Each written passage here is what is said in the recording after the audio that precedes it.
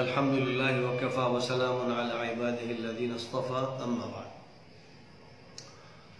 دارالعلوم ندوۃ العلماء پرسوں سنیچر کو نومبر کی 30 تاریخ کو ایک لمبی چھٹی کے بعد کھل رہا ہے۔ اس مرتبہ جو تعطیل ہوئی وہ جس فضا میں ہوئی وہ فضا خوشگوار نہیں تھی، بڑی ناخوشگوار فضا تھی، اور اس کے پیچھے پورے ایک سال کا پس منظر ہے، اور وہ پس منظر ایسا ہے جس میں حق اور ناحق کی بحث کو الجھا دیا گیا۔ جو باتیں بہت واضح اور کھلی ہوئی ہیں ان باتوں کو سمجھنے کی کوشش نہیں کی گئی، اور اسلامی نظام میں جو اصل مصادر ہے، مراجع ہے، مآخذ ہے، یعنی قرآن پاک اور حدیث نبوی، ان کے ساتھ جو مسلمانوں کا رابطہ ہونا چاہیے، بڑے افسوس کی بات یہ ہے کہ صدیاں ایسی بیتی اور دنیا کے مختلف ملکوں کے ایسے حالات رہے کہ دھیرے دھیرے قرآن و سنت کے مقابل میں ایک متوازی شریعت یا متوازی دین وجود میں آتا چلا گیا۔ ایک ایسا دین کہ جس میں کسی کا ملفوظ، کسی کا قول، کسی کا فعل، کسی کی رسم، کسی کی روایت حجت بنتی چلی گئی۔ خانقاہیں اس میں مبتلا ہوئیں، حلقے مبتلا ہوئے، ادارے مبتلا ہوئے،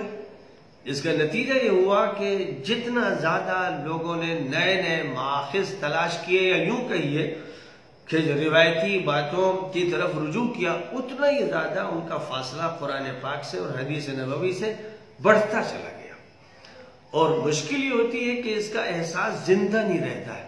بلکہ لوگ پھر اپنی عادتوں اور رسومات کو اتنی مضبوطی سے پکڑتے ہیں کہ جتنی مضبوطی سے وہ شریعت نہیں پکڑتے،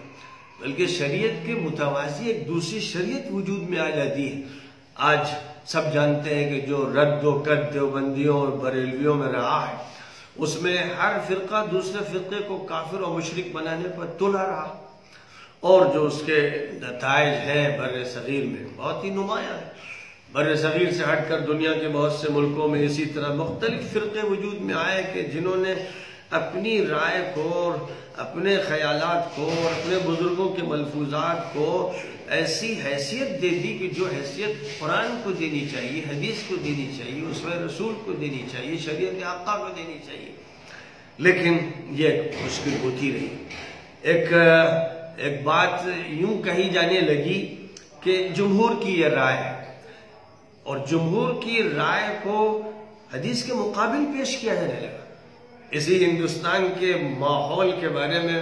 مولانا مناظر حسن گیلانی نے بھی لکھا ہے، مولانا سید عبدالحی حسنی رحمۃ اللہ علیہ نے بھی لکھا ہے، اور بہت سے حضرات نے کہ ایک ایسا دور گزرا ہے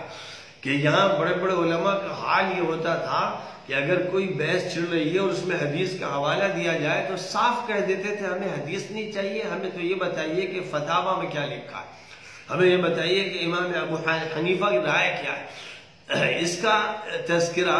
آپ کو ہندوستان کی تاریخ میں ملے گا، تو اس سے اندازہ لگایا جا سکتا ہے کہ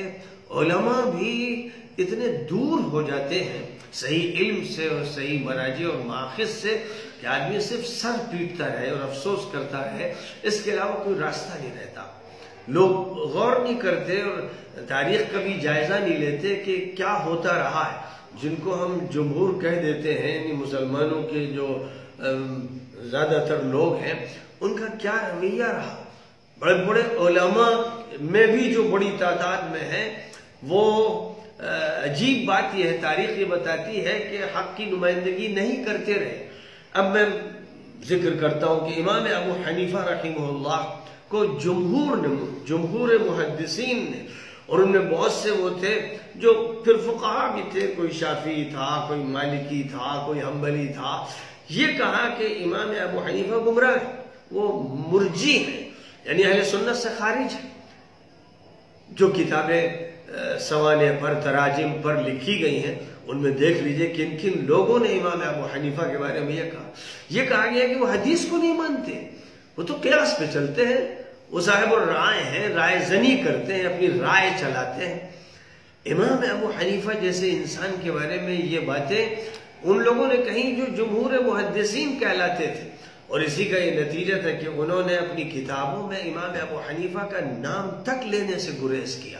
بخاری، مسلم، ترمذی، ابو داود، نسائی، ابن ماجہ، یہ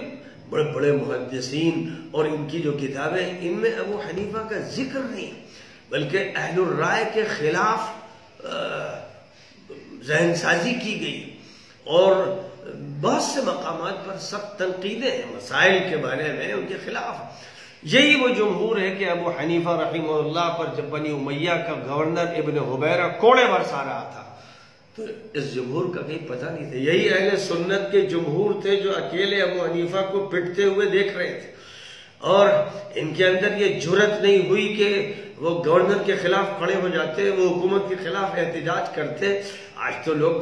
احتجاج کرتے ہیں، ریلیاں نکالتے ہیں، مظاہرے کرتے ہیں، لیکن اس وقت کوئی ابو حنیفہ کو بچانے نہ آیا، کوئی شخص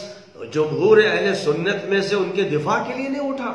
اور ان کے کوڑے لگائے گئے، سر کو زخمی کر دیا گیا، اور لوگ تماشا دیکھتے رہے۔ یہ ہے جمہور، یہ ہے جمہور کے امام دار الہجرہ امام مالک رحمۃ اللہ علیہ کو عباسی حکومت کا گورنر کوڑے لگاتا ہے اور کاندھے اکھاڑ دیتا ہے۔ مسجد نبوی میں پڑھانے والا وہ امام، روضہ اطہر کے پاس بیٹھنے والا وہ امام جس کے پاس مراکش سے لوگ آ رہے ہیں، بخارا سے،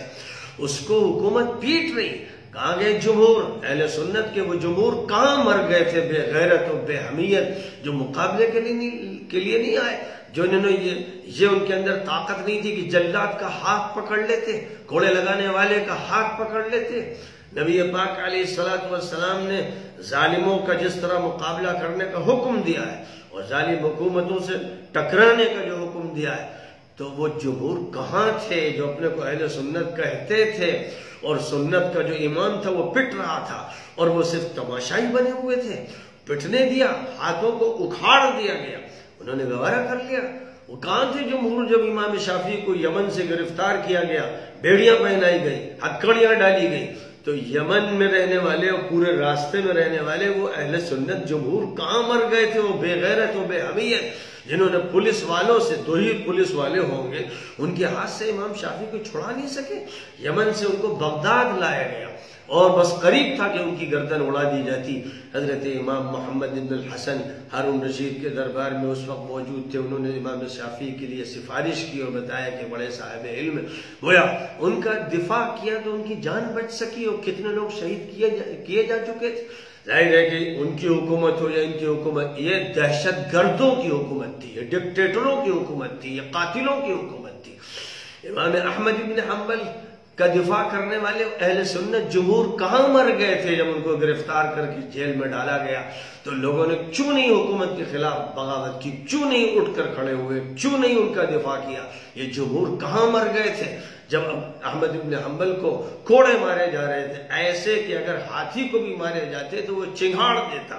کہاں چلے گئے تھے؟ وہ کہاں تھے جمہور اہل سنت؟ بلکہ افسوس کی بات ہے کہ انہی کو اہل سنت کہا گیا کہ جن کے پاس امام نسائی بڑھاپے کی عمر میں، جو امیر المومنین فی الحدیث کا مقام رکھتے تھے اور محدثین کے امام تھے، دمشق پہنچے اور فضائل علی پر تقریر کی، اور معاویہ کے بارے میں پوچھا گیا تو صاف کہہ دیا کہ ان کے بارے میں کوئی حدیث ثابت نہیں، ان کی فضیلت کے بارے میں کوئی حدیث نہیں۔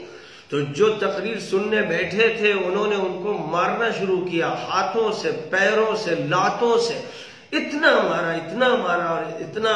شدت کے ساتھ ان کو زد و کوب کیا کہ وہ زخمی ہو گئے اور ادھورے ہو گئے، اٹھا کر لے جایا گیا اور ان کی لاش تھی۔ یہ اہل سنت ہی تو تھے، یہ غنڈے، اوباش، منحوس، ملعون، خبیث، مجرم دمشق کے رہنے والے وہ تھے اہل سنت جنہوں نے امام نسائی کو اس طرح مارا، مسجد میں ان کو اس طرح مارا کہ بعد بڑے ہو گئے، انتقال ہو گیا ان کا۔ 303 ہجری میں ان کا انتقال ہوا، 4 صدی کا آغاز تھا، اور یہ وہی ہے، یہ وہی شام تھا جس کو ناصبیوں سے، یزیدیوں سے بھر دیا گیا تھا۔ یہی وہ ملک ہے، اور اس کے پھر دیگر اس سے متعلق دیگر ملکوں میں حضرت علی پر ممبر پر سب و شتم ہوتا تھا. ظاہر ہے کہ جس علاقے میں یہ ہوتا تھا اس علاقے میں بڑی ہمت تھی امام نسائی کی کہ حضرت علی کے فضائل بیان کرنے بیٹھ گئے، اور پھر اس کا جو نتیجہ تھا وہ ننبھگتا. وہ کون تھے؟ کیا وہ ہندو تھے، یہودی تھے، عیسائی تھے، جینی تھے، بدھسٹ تھے، بی جے پی کے تھے؟ کون تھے وہ لوگ؟ وہی جن کو اہل سنت کہا جاتا ہے. وہ مجرم تھے، وہ خبیث مجرم منحوس ملعون قسم کے لوگ جنہوں نے امام نسائی کو شہید کر دیا. اور آگے بڑھتے جائیے، جمہور امام ابو الحسن الاشعری کے ساتھ تھے، وہ حق پر تھے، لیکن جن مسائل میں ابو منصور ماتوریدی نے ان سے اختلاف کیا ان مسائل میں ابو منصور حق پر تھے. اور پھر بہت سے اشاعرہ نے ان کے خلاف باتیں کی، لیکن اس میں کوئی شک نہیں ہے کہ بڑی تعداد میں یقیناً اشاعرہ تھے، لیکن جن مسائل میں ابو منصور ماتوریدی نے ان سے اختلاف کیا ان میں ابو منصور ہی برحق تھے. اور آگے بڑھتے چلے جائیے، جس وقت ابن تیمیہ نے بدعتیوں کے خلاف اور صوفیوں کے خلاف جنہوں نے خانقاہوں میں بدعتوں کا بازار گرم کر رکھا تھا، خدا کی خدائی میں شریک کر رکھا تھا، وحدت الوجود کے عقیدے کا تماشا بنا رکھا تھا، جب وہ لکھ رہے تھے تو وہ حق پر تھے. اس وقت کے جو اہل سنت جمہور تھے وہ ابو حنیفہ وہ ابن تیمیہ کے دشمن بنے، اور ابن تیمیہ کو جب تک انہوں نے حکومت سے شکایت کر کے جیل میں نہ ڈلوا دیا انہیں چین نہ آیا. یہ ہیں وہ اہل سنت کے جمہور جو ہر دور میں یہ حرکت کرتے رہے. امام احمد ابن عبد الاحد سرہندی ہندوستان میں مجدد الفسانی اکیلے تھے جو اس وقت کے سرکاری درباری علماء اور ان کے چمچے اور چاپلوس قسم کے مولوی جو صدر الصدور تھے، مفتی اعظم تھے اور بڑے بڑے ان کے القاب تھے، جب وہ علماء مجرمانہ کردار اکبر کے ساتھ ادا کر رہے تھے یا حکومت کے ماتحت تھے، زبانوں پر تالے پڑے تھے، تو وہ مجدد الفسانی تھا جو بول رہا تھا، جس کا قلم حقیقت کو بیان کر رہا تھا. وہ اس وقت اکیلا تھا. بہت بعد میں جب کسی کا انتقال ہوتا ہے تو وہ بزرگ ہوتا ہے، وہ بہت بڑے مقام پر پہنچ جاتا ہے، لیکن جب تک زندگی میں کشمکش کرتا ہے تو اس وقت تک اسی وقت کے سرکاری درباری علماء اسے اکیلا چھوڑ دیتے ہیں، ساتھ نہیں دیتے ہیں، الزام تراشی میں شریک ہو جاتے ہیں. وہ شاہ ولی اللہ دہلوی جو اشاعرہ و ماتوریدیہ سے ہٹ کر بہت سے اپنے خیالات عقائد کے بارے میں بھی ظاہر کر رہا تھا، اور اسی کے ساتھ ساتھ احناف سے دسیوں مسائل میں اختلاف کر رہا تھا، تو ظاہر ہے کہ شاہ ولی اللہ جو کہہ رہا تھا صحیح کہہ رہا تھا. اور وہ اپنی تفہیمات میں اس وقت کے علماء، صوفیوں، مولویوں، ملاؤں پر سخت سے سخت تنقید کر رہا تھا، ان کے چتھڑے اڑا رہا تھا. کتاب موجود ہے، آج بھی کوئی چاہے تو تفہیمات پڑھ لے. مولانا علی میاں صاحب نے حضرت شاہ ولی اللہ صاحب پر جو کتاب لکھی اس میں حوالے دیے ہیں، تفہیمات کے وہ حوالے دیے ہیں جہاں وہ علماء پر برسے ہیں، خانقاہیوں پر برسے ہیں. تو ظاہر ہے کہ جمہور ان کے خلاف تھا، لیکن جمہور ناحق تھا، ولی اللہ پر حق تھے. اور یہی سلسلہ آگے بڑھتے بڑھتے سید احمد شہید تک آیا جب افغانستان کے مولوی ملا اور ہندوستان کے بے شمار مولوی ملا سید احمد شہید کے خلاف بول رہے تھے، مولانا اسماعیل شہید کے خلاف بول رہے تھے، تو اس وقت وہ ان کے حصار میں تھے اور ان کے خلاف افغانستان کے علماء کو بھڑکا کر حملے کروائے جا رہے تھے. نماز میں رکوع و سجود کی حالت میں ان کے اصحاب کو شہید کیا گیا. یہ کون تھے؟ یہ سب اہل سنت کا جمہور تھا. یہ مولوی تھے، یہ ملا تھے، یہ صوفی تھے جن کے چہروں پہ داڑیاں تھیں، سروں پر امامے تھے، جبے پہنے ہوئے، جن کو دیکھ کر یہ لگتا تھا کہ ملائکہ زمین پر اتر آئیں. لیکن انہوں نے سید احمد شہید رحمۃ اللہ علیہ کی تحریک کے خلاف محاذ-آرائی کی اور اس طرح کی کہ نماز میں ان کے قتلے کر دیے. اور اس کے بعد آخر حضرت سید صاحب کو وہاں سے اس مقام سے ہٹنا پڑا، پنتار میں آ کر رہے، پھر بالاکوٹ میں آخری معرکہ ہوا اور اس معرکے میں وہ شہید ہوئے. یہی صورتحال آپ آگے بڑھتے جائیے اور دیکھتے جائیے مولانا محمود الحسن دیوبندی کے ساتھ کتنے لوگ تھے جب وہ تحریک چلا رہے تھے. اور ظاہر ہے کہ پھر وہ سب اہل سنت تھے، وہ مجرم اور خبیث جنہوں نے ان کو حجاز میں گرفتار کروا کر مالٹا بھیجا، وہ وہی لوگ تھے. اور جب وہ واپس آئے تو ان کو یہ کہنا پڑا کہ مجھے ایسا لگتا ہے کہ اب مدرسے میں مجھے افراد نہیں ملیں گے. تو پھر انہوں نے جامعہ ملیہ کے قیام میں سرپرستی کا فریضہ انجام دیا اور یہ فرمایا کالج کے لڑکوں سے مجھے امید ہے کہ یہ کچھ کریں گے۔ آگے چل کر یہی معنی عبید اللہ سندھی نے بھی فرمایا،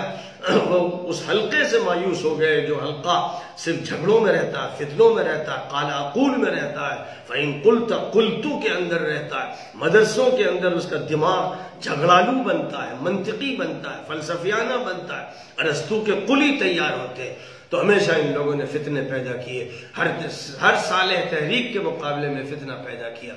اور پھر مولانا علی میاں صاحب نے سن 46 میں 1946-47 میں جب اپنی کتاب ماذا خسر العالم لکھی تو یہ لکھا کہ خلافت راشدہ کے بعد جو دور آیا وہ جاہلیت کا دور تھا، ظلم کا تھا، سفاکی کا تھا، بدعنوانی کا تھا، شراب و کباب کا تھا۔ جس وقت وہ لکھ رہے تھے سارا جمہور کچھ اور کہہ رہا تھا، لیکن وہی برحق تھے، انہی کی بات سچی تھی۔ اور جب وہ لکھ رہے تھے تاریخ دعوت و عظیمت تو اس میں بھی یہ لکھ رہے تھے کہ خلافت راشدہ کے بعد کا دور ظالمانہ تھا، جاہلیت کا تھا، اور اس میں شراب و کباب کا دور شروع ہو گیا۔ اور یہ ساری باتیں جس وقت افراد لکھ رہے تھے اس وقت جمہور دوسری باتیں کر رہے تھے، وہ جمہور غلط تھے، وہ بھیڑ ہمیشہ، وہ بھیڑ مولویوں کی، ملاؤں کی بھیڑ جس نے ابو حنیفہ کا ساتھ نہیں دیا، جس نے مالک کا ساتھ نہیں دیا، جس نے شافعی کا ساتھ نہیں دیا، جس نے احمد کا ساتھ نہیں دیا، جس نے نسائی کا ساتھ نہیں دیا، جس نے آگے چل کر ابن تیمیہ کا ساتھ نہیں دیا، مجدد الفسانی کا ساتھ نہیں دیا، شاہ ولی اللہ کا ساتھ نہیں دیا، ابو الحسن علی ندوی کا نہیں دیا، جس وقت ابو الحسن ندوی کا قلم نشتر بنا ہوا تھا عبد الناصر کے خلاف اور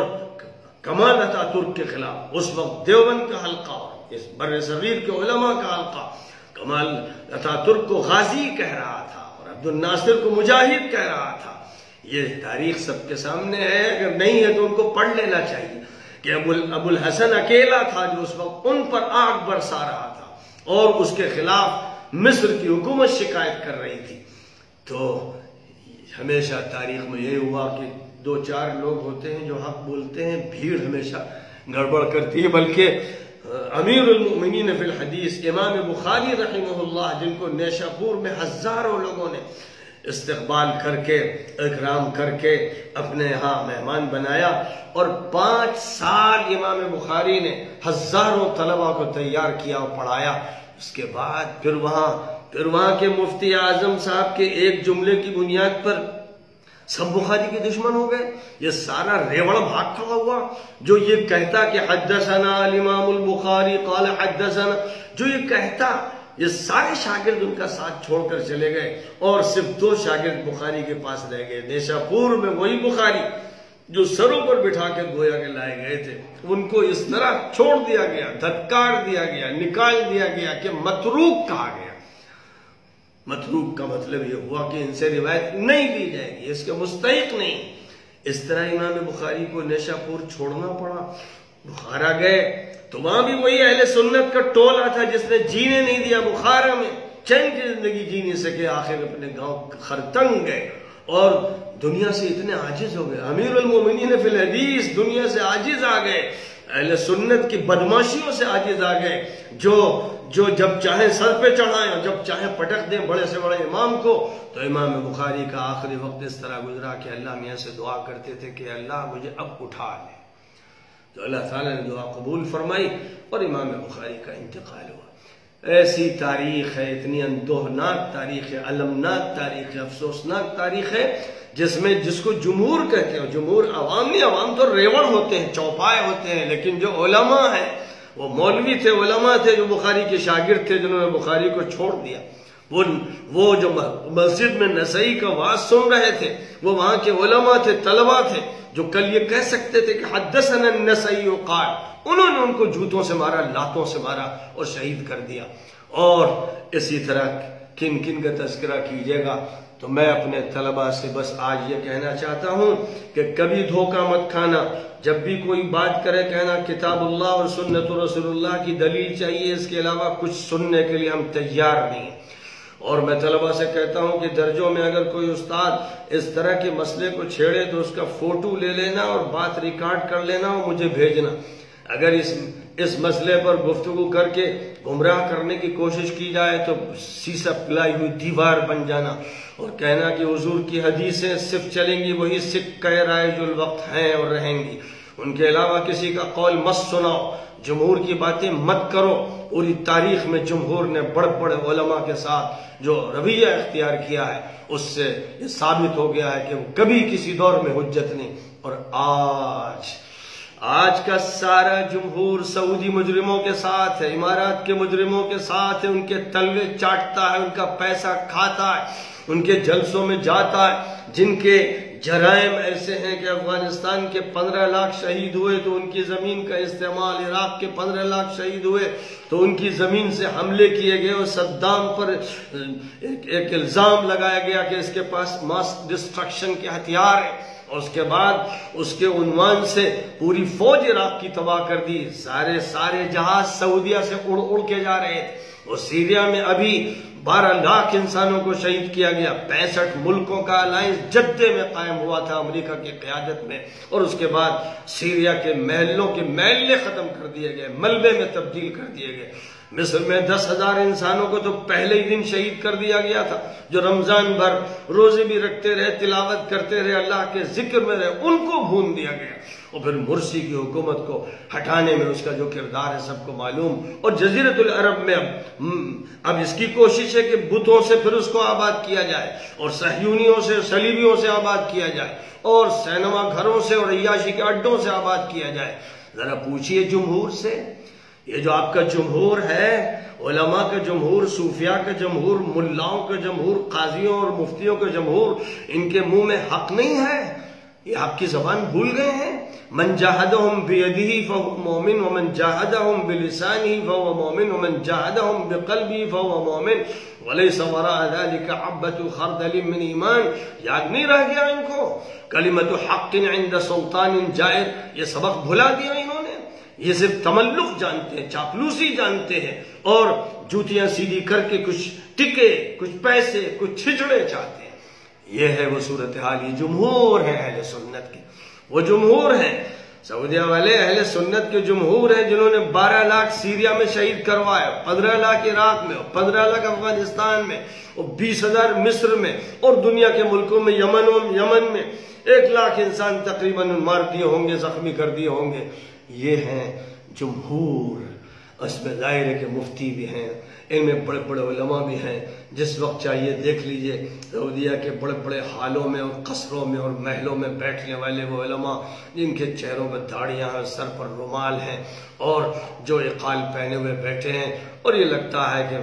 یہ بڑی نورانی جماعت ہے۔ ان کے دل سیاہ ہیں، ان کے کرتوت نہایت ہی ناپاک ہیں، وہ ظالم حکمرانوں کے ساتھ ہیں، اور جو 60,000 لوگ جیلوں میں ہیں وہ ہیں برحق علماء ہیں، وہ طلباء ہیں، وہ ملک کی اصلاح چاہنے والے لوگ ہیں۔ ان کے بارے میں بر صغیر کے علماء اگر خاموش ہیں اور ان کی تعریف کرنے میں تو چاہتے ہیں کہ سبقت کریں، اور ان کی جو مذمت واجب ہے، ان پر فرض ہے، اس سے جی چراتے ہیں، تو یاد رکھنا طلباء، یہ وہ جمہور ہیں جنہوں نے ہمیشہ جرائم کا ساتھ دیا، یہ وہ جمہور ہیں جو ہمیشہ حکام کے ساتھ رہے، یہ سرکاری درباری علماء ہیں، یہ ان کے چیلے چاپڑ ہیں۔ ان سے کبھی متاثر مت ہونا، حق بات کہنا، حق بولنا، اور یہ اس کی نگرانی رکھنا کہ جو بھی استاد نہ پڑھائے اس کی شکایت کرو، جو ناغہ کرے اس کی شکایت کرو، اور ان کی بنیادی چیزوں کو ریکارڈ کرنا، ان کا فوٹو بھی لے لینا اور ریکارڈ کرنا کہ کون کیا بول رہا ہے، کیا کہہ رہا ہے۔ ان مسئلوں کو اگر وہ اٹھا رہا ہے، چھیڑ چھاڑ کر رہا ہے، تو پھر اس کو یہ سمجھا دینا کہ یہ چیز چلنے والی نہیں ہے، یہ سکہ کھوٹا ہو چکا ہے، حقیقتیں کھل کر سامنے آ چکی ہیں۔ اس لیے جو حقیقت ہے قرآن میں اور حدیث میں، اس کے علاوہ ہم کسی کی نہیں مانیں گے۔